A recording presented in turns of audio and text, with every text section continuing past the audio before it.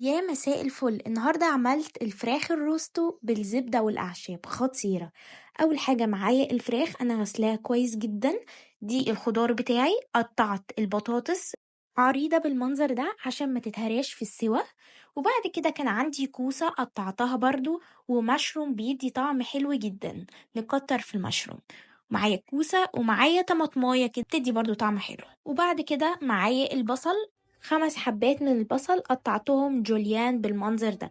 البصل بيدوب فمش بيبان خالص، وكمان عشان عينينا متدمعش برش رشة كده من الملح. معايا الزبدة بتاعتي، حطيت رشة من الملح، رشة من الفلفل والزعتر، معلقة صغيرة من الرز الماري. بعد ما قطعت الخضار بتاعي بحطه في البايركس اللي بيدخل الفرن.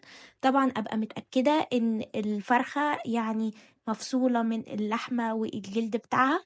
اهم حاجة حشوة الزبدة توصل للصدر كله والورك كله عشان تخلي اللحمة دايبة جدا.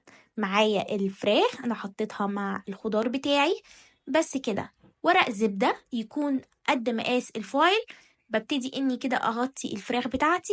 لو حسينا اللي هي بنزود لها كوباية صغيرة، بس يفضل ما نحط لهاش مية. فرن على درجة حرارة 200.